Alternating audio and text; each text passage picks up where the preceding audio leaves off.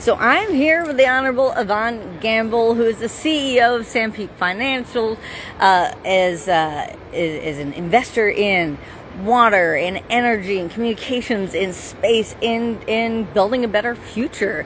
So Yvonne, tell me a little bit about how do we, especially when we're working with public agencies like we do in the water space, how do we really support really disruptive innovations and things that are going to address some of the really complex issues that we're facing right now?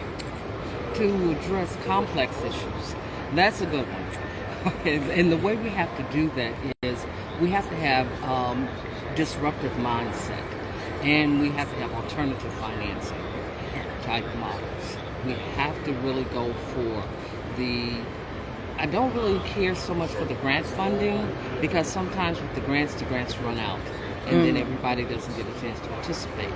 But in my community, in the VC community, and in investment in private equity, we can basically set up funds and foundations, in which many are already set up.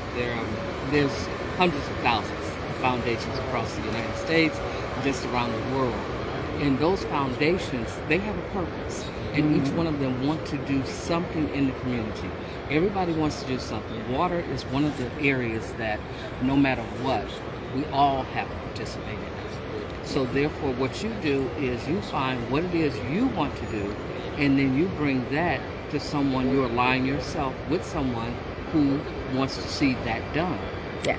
What you want to do, someone who wants to see it done, good marriage, there you go. You got your funding to do what you want to do.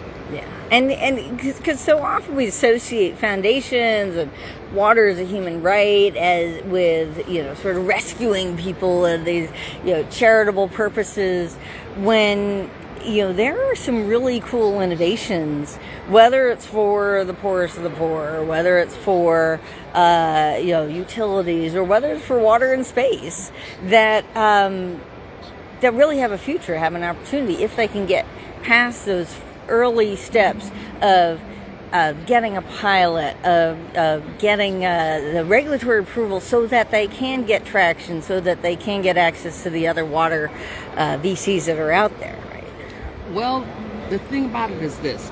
That's kind of a misnomer. You can get access to the VCs. VCs come to events like TechConnect. VCs have VC forums.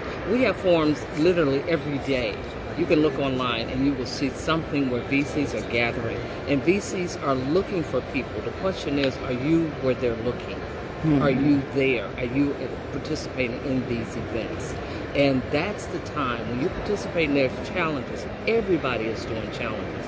As a matter of fact, we actually created the whole world of challenges as a vehicle to bring people in, because we weren't getting enough people who were innovative enough, who thought outside of the box. We had no way to meet them.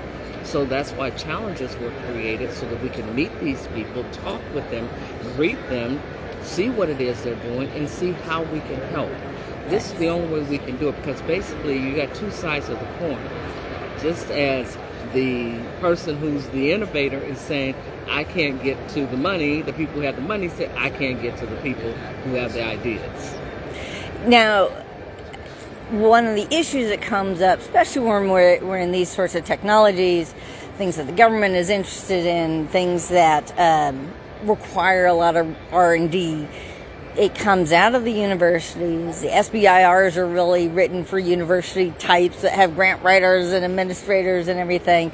And yet a lot of innovation is coming out of people who are working in the field. They're working for utilities, for consulting firms and labs. They're working, or they're in the communities that have been impacted by floods, hurricanes, contamination, lead pipes. How do we make sure that we're including them in these sorts of conversations? And it's not just focus on the tech, it's we have a solution, and let's find a good partner to go forward. Okay, there you found it. There's your answer. Find a good partner. And what happens is we have to get out of the mindset, and especially women in industry in general, of I, me, self. I have to do it. I have to do it all myself. No, you do not. You do not. This is not the mom. This is not the time for your mom in you to shine. This is the time for that woman that's in you who can get things done. This is time for her to shine. Right. This way, she partners. You get many different partners. And you bring those. You align yourself with those people who are already doing it. You may have an idea and someone has the money, but you've never talked to them. You never said, this is what I want to do. Can we work together? And then they may not be that final one, but they may be able to say, you know what, I know someone who can. You have many different clubs and organizations right in your own communities. You have the Awanas, you have the Kiwanis Club, you got the Lions Club. They do all of these different things around the world, not just for, disasters or what have you. They do these things to try to seed the earth, to bring fresh water in. They do things with the space program. All of these things are there for everybody who has a foundation. Look those up. See what those foundations are doing. See who's on those foundation boards. You'd be surprised. You might know 2 or 3 people. And you know a very good place that we never think about are planning commissions in our cities and towns and villages. That planning commission, what are they responsible for? Water. That's the main thing that they're responsible for in that community is the water. Yeah. You go and you talk to those people on that planning commission board, the county commission board. Talk to that planning commission, and what you will find is they're going to tell you the different problems that are being faced, and they're going to also tell you how to get in. They're government. Right. They are government. Right. And that's, you can go, you start there. Yeah. Start wherever you are. That's where you start. And you befriend those people. You have conversations. The water board is, everyone should be, who's thinking about being in the water industry, should be saying, the first thing that she says, I serve on the water board. Or I go to water board meetings in my town, in my district, in my state, my country. Something I'm doing on a water board that's serving the greater good, because that's where you're going to find the money. That's where you're going to find the people.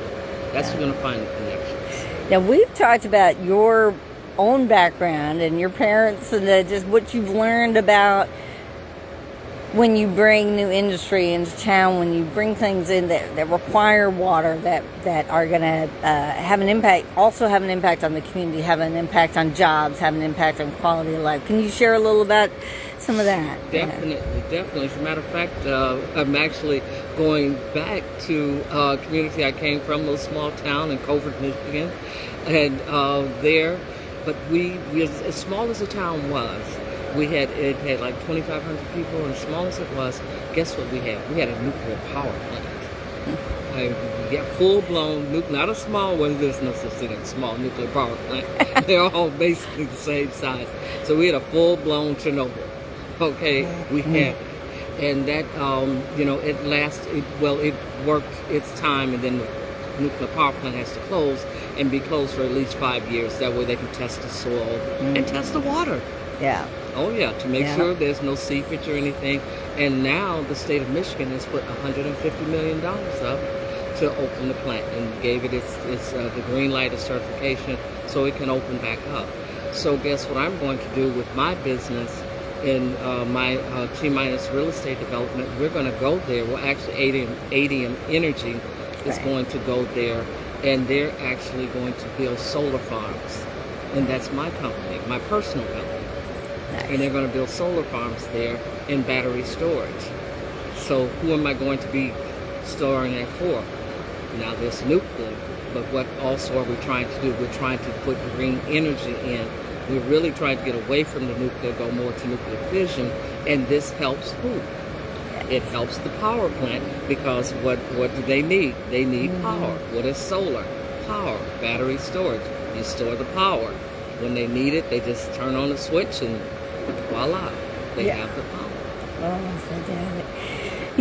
When we do our water pitch events, and we talk about, we really try to, reach out to and ensure that we're inclusive and welcoming of all water founders, of women, of people of color. And then we get this response like, oh no, you should take the best people. And this idea that somehow if we're attracting diversity, we're somehow not attracting the best How do we respond to that? You don't. Yes. You don't. Yeah. If you remember, the best way to put a fire out is to what? Take the oxygen out of the room. Even when they're putting out wildfires. When they put out wildfires and you see that helicopter going over and it's dropping the dust, and you think that helicopter's going to burn up. No, it isn't. Because that agent that it's putting down actually dissipates the oxygen. It takes it right out, right away. That's why he never burns. And that's why the fire gets out. So that's what you do. When you hear people are saying those types of things, don't fuel that fire. Don't fuel that fire. You don't have to respond to that. That's their problem. That's not your problem. That's their problem. Let them figure out how they're going to do. What you do is you get your cohort of women together, you get your cohort of women of color together, or people of color together, men, women, what have you, and you just keep marching forward and doing whatever it is you're going to do. But never respond to those types of things. Fantastic, fantastic. That, one last thing, we were talking about so many people come into the water sector because they're drawn to this idea of having an impact, of being part of something bigger than themselves, of really being able to do something, and can so easily get stuck. We get stuck on the next project, on the next job, on the next boss, on the next, whatever is pulling us in a million directions.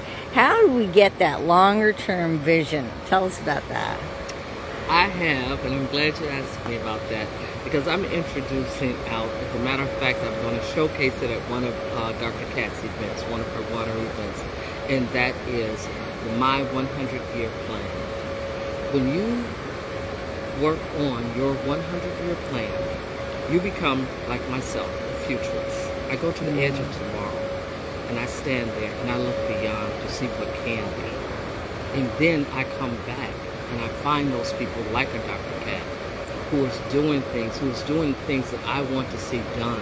And then I bring that into my circle, fund those projects, and then guess what? It gets done.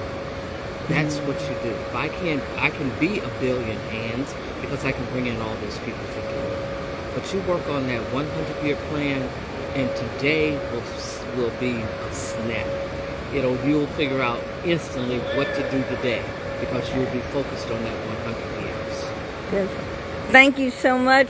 Is there any place online where people can find you? Yes, please go out to Right Honourable Yvonne Gamble on LinkedIn. And please, and there, connect with me. I'd love to talk to people. I'd love to see what you're doing. And, hopefully you have a project that I can fund. Fantastic. Thank you so much.